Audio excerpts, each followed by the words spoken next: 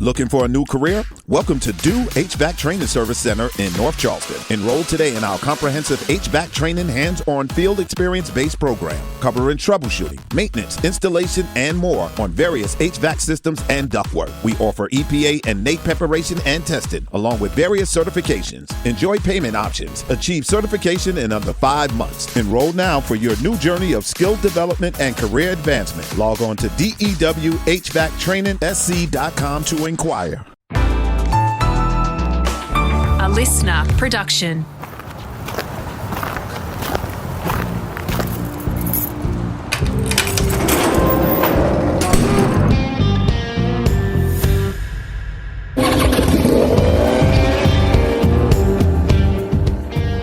G'day, it's Rusty here, all set for part 2 of my podcast with former bike racer turned successful builder, Marty Craggill.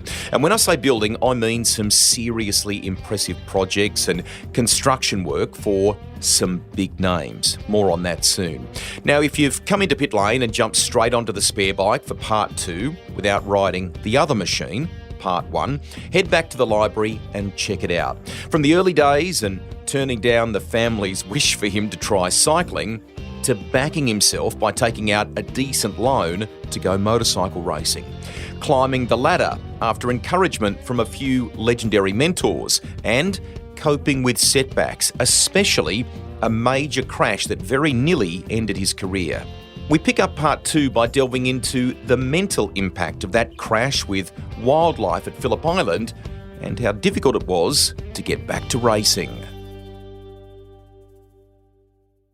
I don't want to dwell on the dark stuff because that's not a great thing. But yeah, I know. But I like it to be a positive spin, right? So were there people that helped get you back on track? What was it? Just this sort of dogged mindset from you that I'm going to go racing once again? How did you pull through that mentally? We didn't have anybody like now where you have anybody mind coaches or anyone to go to.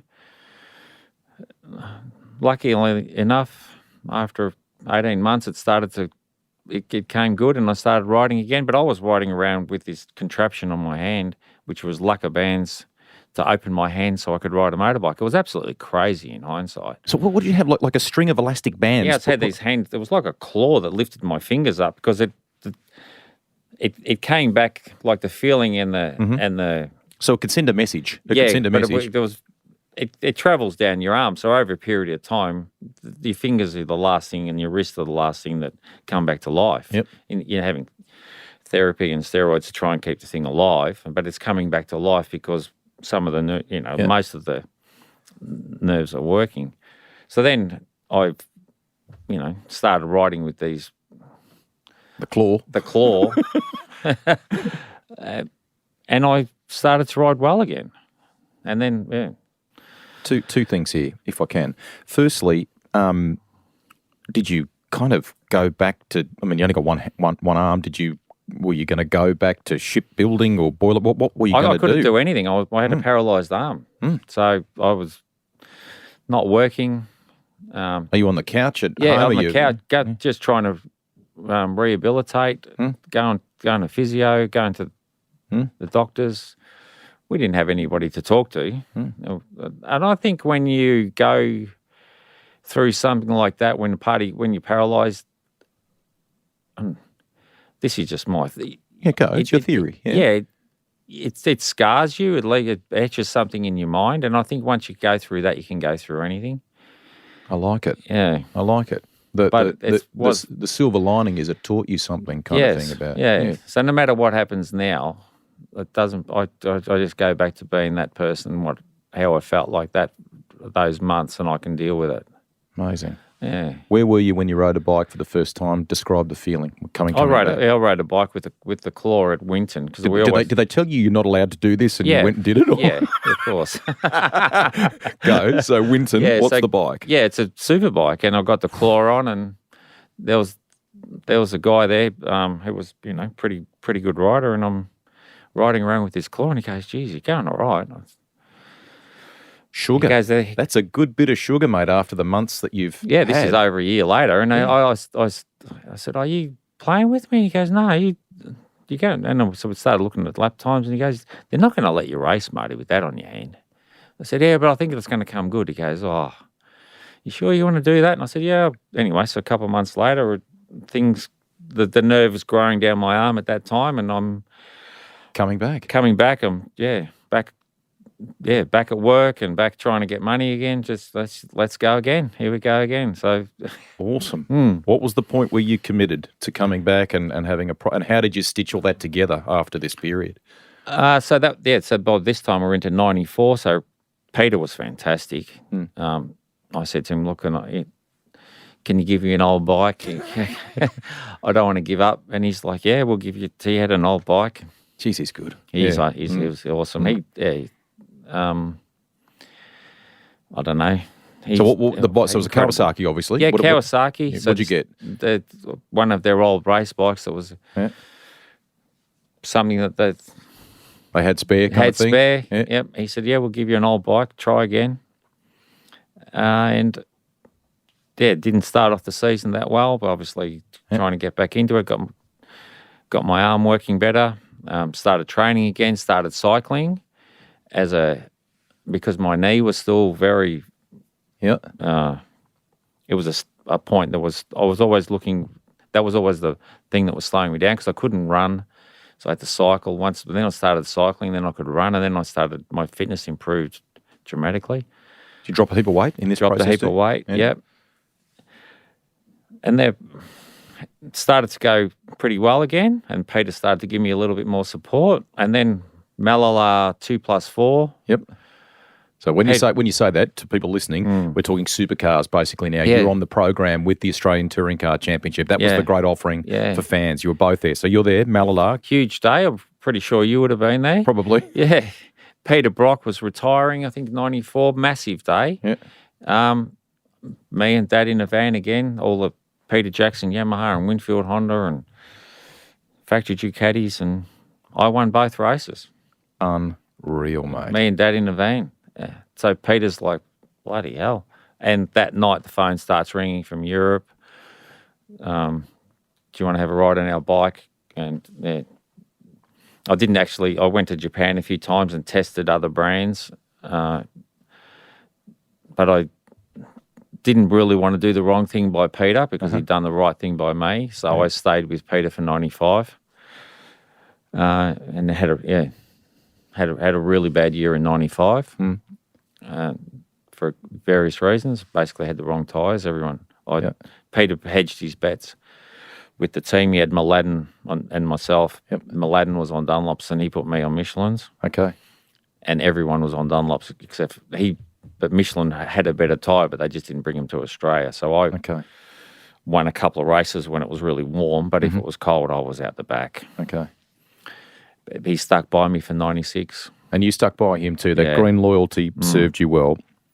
What I want to kind of fast track a little bit to here, because you've talked about the adversity, mate, and how you've come through that. You go on to win the Australian Superbike Championship. Yep. What did that mean to you, given everything you'd been through? Yeah, it was huge. You win it more than once, I should point out too. Yeah, won it twice. Yeah, with battling with Bayliss for the whole of 97. Last race of the series, last round. It was he wins or I win, we win the title. So it was a big race, and obviously with everything that we'd been through, it was a big deal. And then I won it, and I thought back then it was actually everyone who had won the Australian Championship previous to that. Basically, it was a ticket to the World Superbike Championship. Yeah. So I was the first guy that didn't happen to. So I was gutted because I thought I'm away here because that was the goal. And then I ended up racing in Australia in 98, and I won again. But because I'd lost, Troy had gone to England. Matt had gone, Gabert had gone, Corsa had gone, everyone had gone. So I'd lost all my sparring partners. I'd lost interest. The guys that I was racing with in 98, I knew I had them. Okay. So I'd sort of lost interest a little bit. I knew I went back to work. I wasn't training like I was. I put on 5 kilos, which is not a big deal, but you're already a little bit heavy because you're tall. I won, but I sort of thought, I can't do this again. So are you saying you sort of shelved the idea at this point of going overseas, or what did you think? I mean, I was a little bit disgruntled. Yeah. I just didn't, and we were racing a production bike as well, which was a 900cc sports touring bike against R1s in another series, which I nearly won. So I just, I was riding really well, and I'd already established myself, but I just wanted to go overseas, and I didn't get that gig, so I was gutted. Yeah, I still won the next year because I knew I had a handle on those blokes. I could have a couple of bad races, get back together, and then win. But did you ponder? Are you pondering a different approach at this stage? Because where we're getting to is a chapter in America. You get to go to America and race there. When did the genesis of that come about? When did you start thinking maybe I could do that, or how did that direction? Well, at the end of '98, Barry Sheehan, who was another mentor, he was a bloody ripper bloke who helped a lot of guys. He spoke to his contacts at Suzuki in England, and I went to British Superbike in '99, and didn't have a very good season. Had a massive crash in the first round, and basically wrote myself off. What track were you at there? At Brands Hatch, last corner, come onto the straight, 130 mile an hour. And I knew I was going to be up the front because I'd come in and I was about 5th or 6th, and I'd put in another one of these tyres, which I don't use anymore, with last one lap, and I looked at the screen, and Troy was 2nd or 3rd, and I thought, I know I can run with him. So I went out and I had one more tyre, and the first 3 splits, and then coming onto the straight, I just whacked the throttle open because I was used to these tyres. You could just do that. And it just, threw you. Launched me off at 100, and I ended up going into the fence 130 mile an hour. On the left there. On the left. Yeah. So I was doing 133 mile an hour when my hand left the throttle. Went into the fence and just, broke it. The same one that you'd had the injury with? Yeah, I injured my arm, but I'd injured my knee again, and I'd broken my leg and broken my foot, and it wasn't a good result.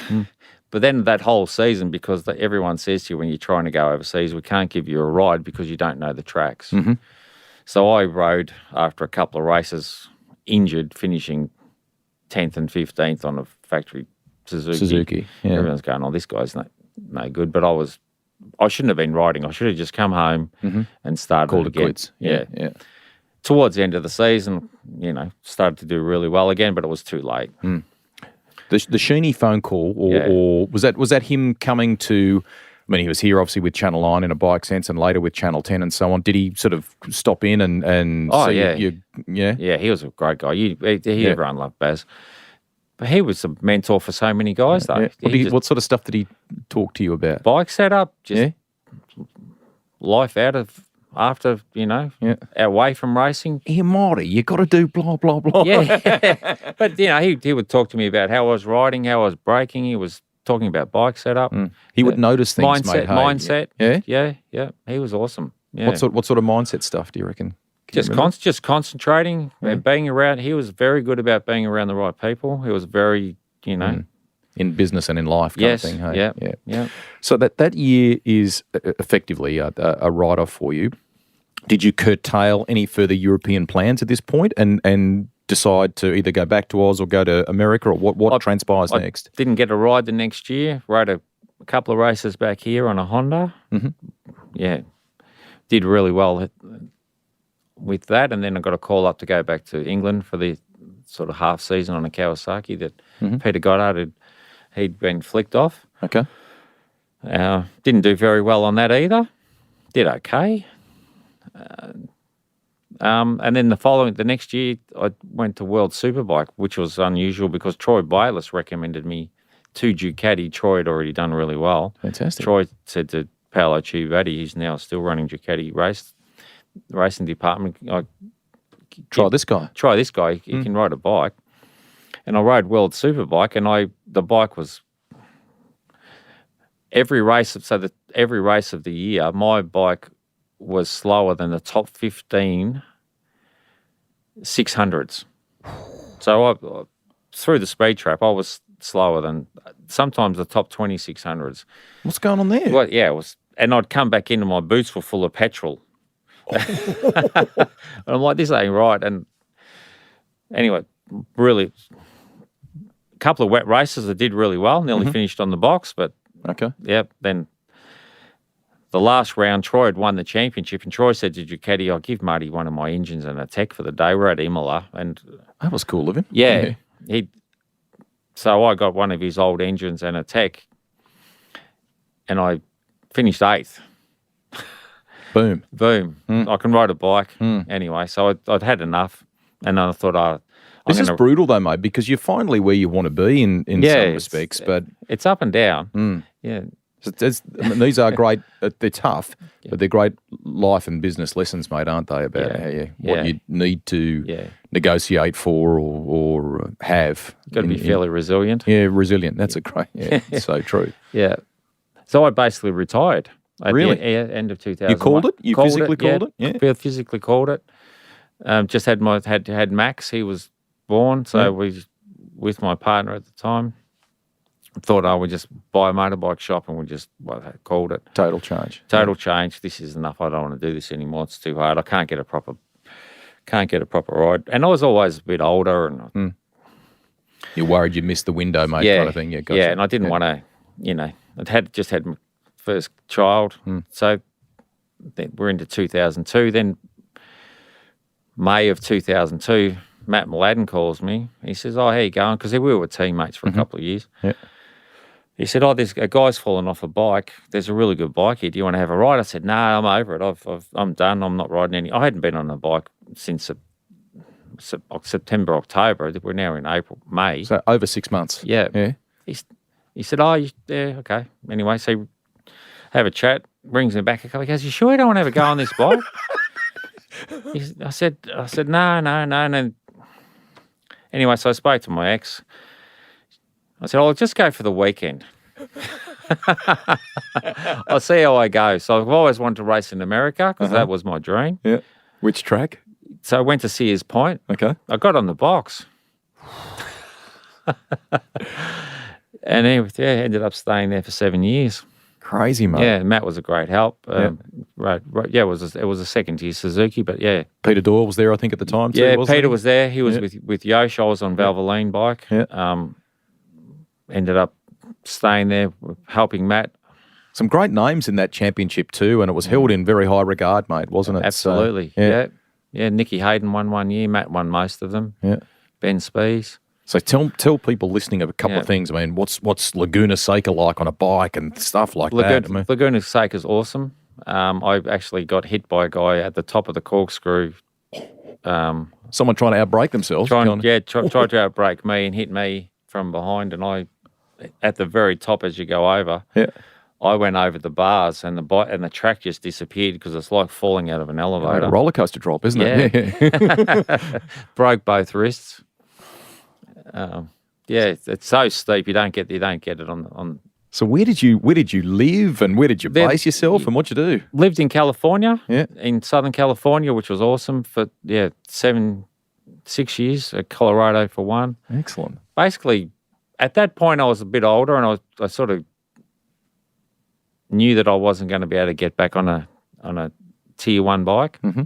I was always on a second tier bike. Couldn't get the right tyres. B-grade tyres, but I could finish top 5. You made it work. It's a tough way to make a living, and you've got to be out the front to be able to keep on getting a ride. Right. But I was good enough to do that, but I knew that I wasn't going to be able to run at the front on what I had. So for a few years, I was concentrating more on trying to help Matt, trying to keep him on the straight and narrow and keep him motivated and get him fit. I was helping him with his training and nice. A couple of Aussies and we were there was a lot of motocrossers living in the same area and a lot of road racers. We all lived around the Ontario airport, so we could fly out of there. Yeah, but a lot of barbecues on excellent. On Are you motorhoming it most of the time? A lot of motorhomes. Yeah, a lot of motocrossing, a lot of cycling, and Matt just dominated. He did. He really did. Yeah. Let's tell people a couple of highlights, mate, from that American chapter. Is there a race, a place? Is there something that really stands out in your mind? What's the one from the American chapter that you sort of treasure? No, I won a race at Brainerd. It was pretty good in Formula Extreme, which was a pretty good story. The bike was 1,340 cc's. That's good for a 6'2" bloke, yeah. isn't it? So, yeah. That's wild. Turn 1 at Brainerd's sort of the same as Phillip Island, but flat, got no camber. This thing had that much power. If you go from 6th to 4th or 6th to 5th, it didn't make any difference really what gear you're in. It would just slide and wheelie on the way out. Unreal. So you had a win. That was probably the highlight. Yeah. Staying 7 years is pretty significant, mate. But the arm was a problem the whole way through. I couldn't manage the pain with my arm. So I'd start off Friday, my arm would be pretty good, and then Saturday I would stress it. Mm-hmm. So this is what you were talking about before about ice packs and things. Yeah. How are you managing it? What did you do to manage it? Nerve pain's really hard because there's sort of holes where stuff aren't connected and growing and getting nutrients. So it's dead. And are you trying to hide this from competitors and rivals and stuff? What are you doing? Nobody knew. Really? Yeah, Matt didn't even know. Wow. Yeah. So I've got a knee that doesn't bend on my left, and I've got an arm that doesn't want to work on the right. So I knew that I'd come to the end of my career, but I was just trying to help, and that's what I loved.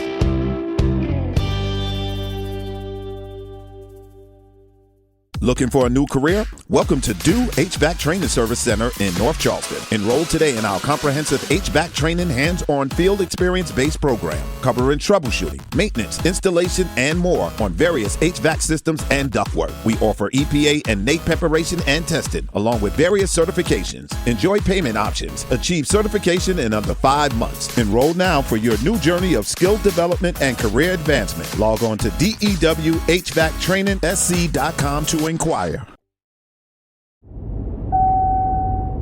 Marty loves dirt bike riding to this day, and while he ended up pursuing circuit racing, there's some guests in the Rusty's Garage library who stayed on the supercross or motocross path, like the legendary Chad Reed. The big thing is that it comes down to, not only, you don't have to be, it's not just that you need to be an endurance athlete or an explosive athlete or, it's like you have to be the fittest out there. You have to be the fastest out there. You have to be the most consistent out there. You can find that 2-part chat with Chad Reed in the Garage library. Now back to Marty with Rusty, one of the few people to ride a supercross track on a postie bike. Nice one, Safety Sam. When did you kind of call time at the end of the and what was the point where you went, okay, I really need to make a significant shift, which we're about to discuss here? So then I had a really good year with Boulder Ducati in 2007. Mm-hmm. Won a couple of races in Formula Extreme, and then I'd signed a 3-year contract with Ducati Italy to go back to America on a superbike. So I went to Italy, signed the contract. At the end of 2007, the GFC happens. So it makes it for you a little bit, this decision. Yeah, so racing's over. Mm. So I got the call in February of 2008. I'd sort of started thinking about what am I going to do life after racing. Mm-hmm. But basically got the call, Ducati's not going to race in America, or ended up no one's going to race in America. Yep. So basically I decided to pull the pin, and I thought, well, I'm going to retire, I'm going to start a business, and I'm going to get divorced all in the one day. Pretty heavy, serious decisions you're making. Probably there. not the smartest thing I've ever done, but rip the Band-Aid off and let's go again. So you decide I'm going to come home? Yeah, come home. Did you know... I mean, you now have this company called Maz Group, which I think is tremendous. You're doing work at Melbourne Airport, significant works at Melbourne Airport, for example. We'll get to the training that you did to get to this point. But did you have this idea before that even started, or you didn't quite know what you were going to do in business terms? What were you thinking? I didn't think it would end up as big as what it has. I wanted to get it to a decent business, but I always was driven to be able to. I always wanted to have a business. Yep. Construction? Construction. Yeah, I was a shipbuilder as a kid. I just wanted to be able to, be master of my own destiny. And, so what transpires? You've had this epiphany moment where you've made massive change, and I mean massive change in your private life and your decision to stop racing because of the GFC and so on. Do you come back and go, right, I need a few tickets, I've got to go and get a diploma in this, or what were you doing to get armed and equipped? Yeah, so as a boilermaker, I just started working by myself at the airport as a contractor, and then a little while later, I've got to go back to night school, get my diploma, I've got to get my builder's license. A couple of years later, I've got my builder's license. Amazing. And you are now a spokesperson around this stuff, aren't you? Ambassador for TIV, for Trade Institute Victoria. We use their students regularly. Do you? Yeah. We've got a lot of people that, are from Tier 1 builders that we've got. Our staff are very well equipped to basically do anything. Working at the airport, you can do anything. If you can work at the airport, you can build anything anywhere. Working in a live environment is very difficult. I've been there. It's been a couple of years since I've actually seen it, so I'm sure it's grown significantly in that time frame. Just a little rewind. When you started there, what was it you and what work were you doing there? It was just me as a boilermaker on my own. And you're repairing, what things are you doing? Just contracting, welding pipe brackets and cleats and stuff. And then I gather, mate, people are like, oh, can you fix this? Or we need one of those. Yes. Well, one of the guys who was a facility manager was whinging about one of the other contractors, and I'm welding away, and he's said, oh, this door's security door, so it's got to be fixed. He said, oh, this bloke hasn't turned up. And I said, oh, I'll fix it. And he goes, oh, can you do that? And I said, yeah, give me a go. And comes back a couple of hours later and it's fixed. And he goes, oh, okay, thanks for doing that. So this happened a couple of times. A couple of days later, he goes, oh, we can't keep doing this through the guy I was working through. He goes, we'll put you on the books. Fantastic. So he puts us on the books, and then a couple of months later, we're fixing everything and doing some small projects. And then he says, well, this other company's not really performing. We'll give you the contract. Yeah. And I'm like, I don't think I can do that. I'm not ready for that. He goes, I'll give you a hand, and I'll, give you all the contacts and all the trades and see how you go. What have you got to lose? So you're studying at night time, and what are you studying in here? What are you doing? Building and construction. Yeah. So going to night school after work. Yeah. What tickets did you get yourself? What things have you? Yeah, got my diploma in building and construction. Yeah, got my Cert 4. Started off with that. Yeah, 3 years of night school. And one of the things that is probably the great lesson for all of us, whether you're chasing the racing dream, if you're an aspiring racer, or someone who's listening that perhaps has their own business, you are big on work ethic. And am I right in saying that you might have even brought the motorhome back from America, and for a while you had it sort of at the office, and it was like a temporary thing for you because you would fix stuff at all hours of the night. You made yourself on call. Basically, didn't you? I live close to the airport, but I was working 80, 100 hours a week. It was brutal. Crazy. Yeah. How many staff now? What are you up to now, do you reckon? 80. Roughly 80. Yeah. And you have, maybe you're not still there, I don't know, but the office was down towards the jet base entry there, and you're basically doing all kinds of projects at the airport to begin with. You've expanded beyond that since then, but there's construction and all sorts happening there, small isn't there? civil construction. Amazing. We've got our own workshops, offices. There's a lot of people are seeing what we're doing at the airport, which is really cool, that understand people that are in very high positions, if you can work there in a live environment, 24 hour, we're a 24-hour-a-day business. Yep. You can work anywhere. Yep. You can build anything. So your goal with it has been what? What did you want it to become, and has it exceeded even what you thought it might become? Oh, it's exceeded my expectations, that's for sure. The goal has always been to run it like a race team, I suppose, is the best, and have that crew around you that you can rely on. Dedicated crew. Dedicated team. We run it like a race team where we look after each other, where we sort of got that core group that look after the team. You're big on that synergy, mate, between racing and this business, aren't you? It is. It is actually. Yeah, there's a lot of synergy. Yeah, there is. Tell us a little bit more about that. Well, if you're racing nationally or internationally, you're looking after each other. If somebody misses a flight and somebody's fatigued, well, then pick up the slack. Somebody will pick up the slack. You're always looking after each other. So we're trying to bring our team up like that as well, where it's a culture where we look after each other. So somebody's doing the brake bolts on a superbike and they notice that the tyre wire, the safety wire is not done. Well, everyone's there looking at making sure the key components of the job are done. Well, we've got a team that's built around that culture where we all look after each other. And both, mate, are, I'm on the outside looking in here, but both are solutions businesses that require high-end quality. They require attention to detail. Yeah. They're both like that, aren't they? Yeah, and there's a lot of safety involved. Yes. Yes, and timelines. And obviously quality. When you're looking at a MotoGP bike or a 500 or a Formula One car, the attention to detail is incredible. Yeah.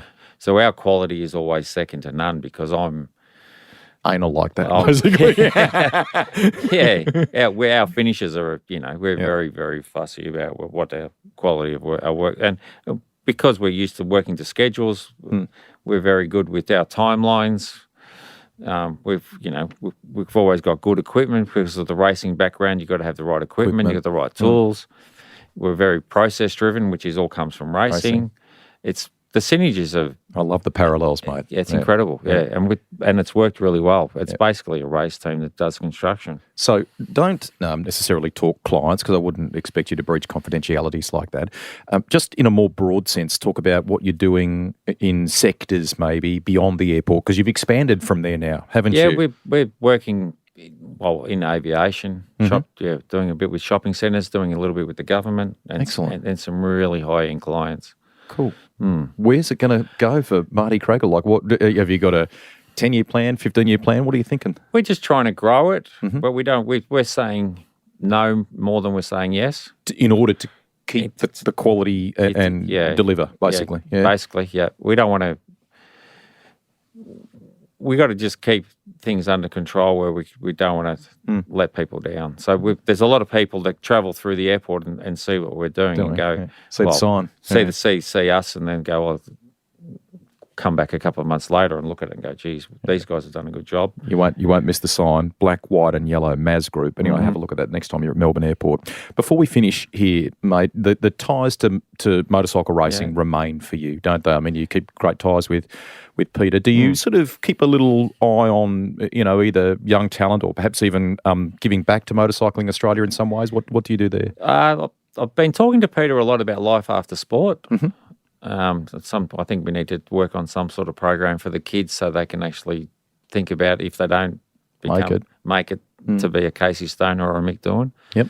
And sort of be a Marty Craggill. That's a great thing. I mean, it's not. Often when we talk about elite athletes, we don't like the notion of talking plan Bs, right? Because you've got to be that ultra committed boy or girl in terms of your goal, right? So if you talk plan B, a lot of people think, well, you're automatically on the path to failure because you've got that safety net, right? You've got to dispense with that safety net.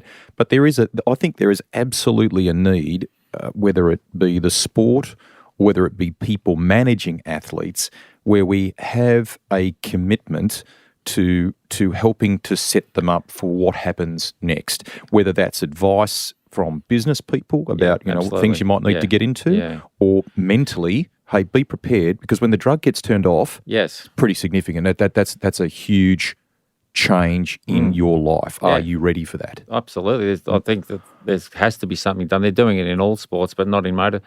I don't know if they're doing it with car racing, but they're not doing it with motorcycle. It's still early days. Hopefully they do. I'd love to be part of it. I don't know what they. But on the business side, basically, to say, look, you can do other things. You can apply what you've learned here. It's not a waste of time. In your spare time, you should be working towards something, some sort of education, some sort of diploma or some sort of small business, get it going. Or if you're not a Casey Stoner or a Mick Doohan, you're not making millions of dollars. Well, at some point, the drug gets turned off, or you got to do something. And I got to the point when I finished racing where I couldn't even really concentrate properly because you were lost, mate? You're lost, but I was trying to ride a dirt bike, and I was saying to my mates, I can't ride because I was actually had brain fog, and I'm going sort of the doctors. I'm saying I can't concentrate because you.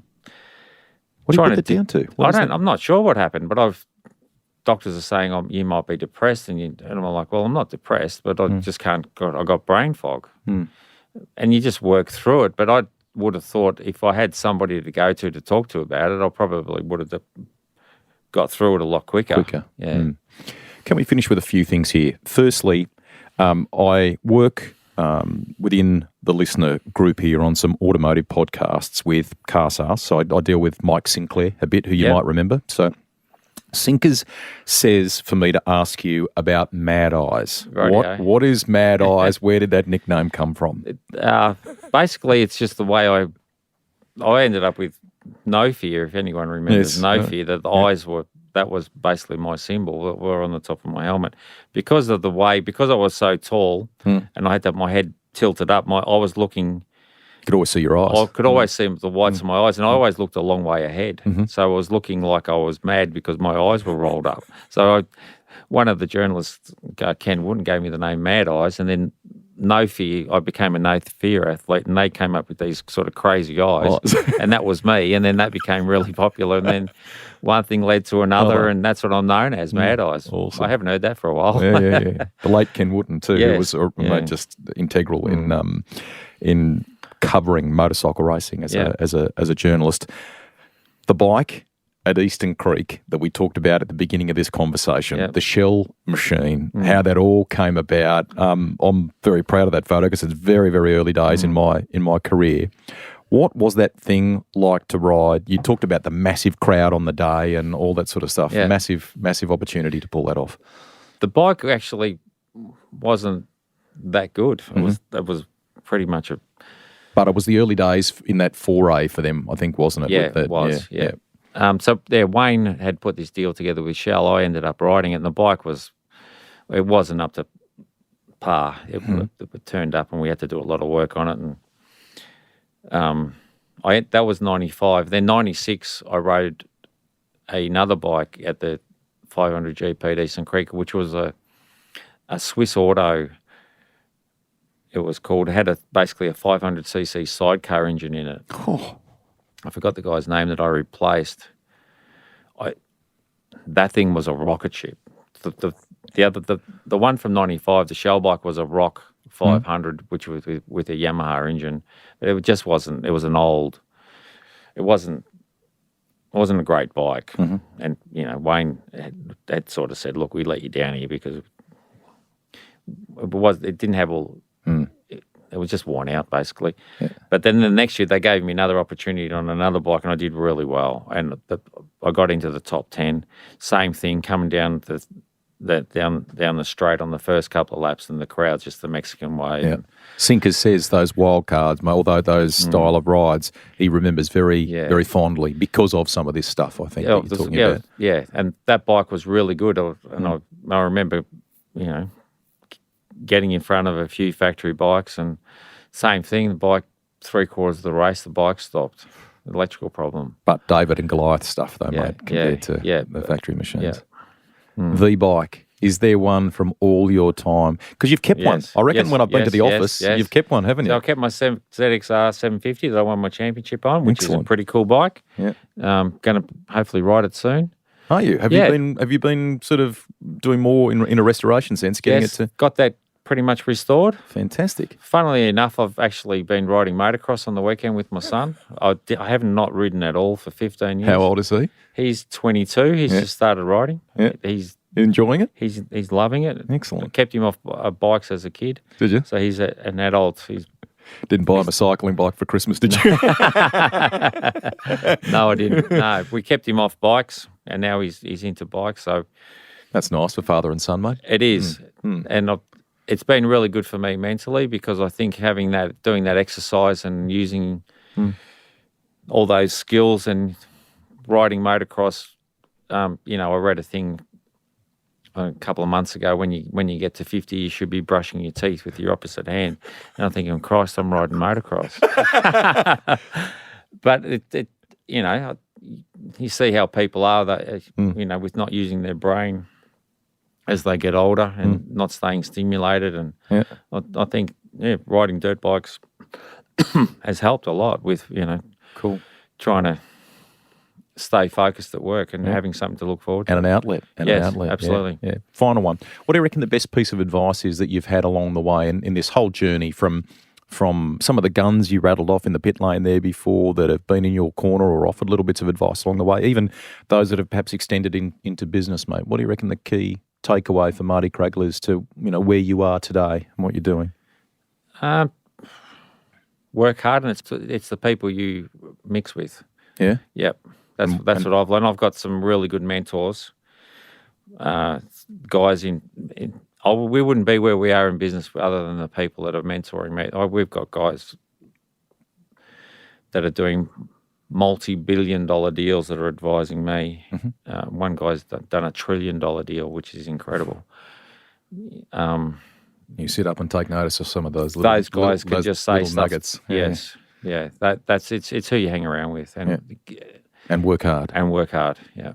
Amazing. You've proven that by working hard, you can do it, mate. I reckon that's a great lesson for young racers there, that never give up thing with your injuries. Do you hobble around a little bit now? Are you a bit sore each day with between the arm and the leg, or are you in ironically better good. shape? Actually, yeah. So looking after myself as much as I can but you know how it is. You got to keep moving and don't stay still. And that is you to a T. That's a nice way to wrap this up. Congratulations, not just on winning the Australian titles, on the American chapter that you had, the great tenacity that you show, mate, and in particular the way you have transitioned into business life and taken the racing principles and made a great success of it. And we wish you continued success. Thanks for coming in today to the studio. Thanks, Greg.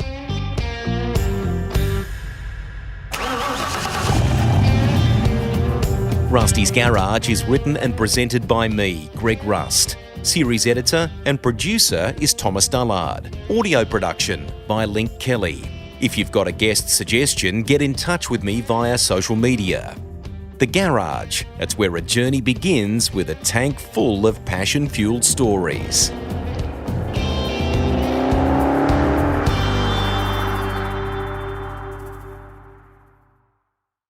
Looking for a new career? Welcome to Do HVAC Training Service Center in North Charleston. Enroll today in our comprehensive HVAC training hands-on field experience-based program, covering troubleshooting, maintenance, installation, and more on various HVAC systems and ductwork. We offer EPA and NATE preparation and testing, along with various certifications. Enjoy payment options. Achieve certification in under 5 months. Enroll now for your new journey of skill development and career advancement. Log on to dewhvactrainingsc.com to inquire.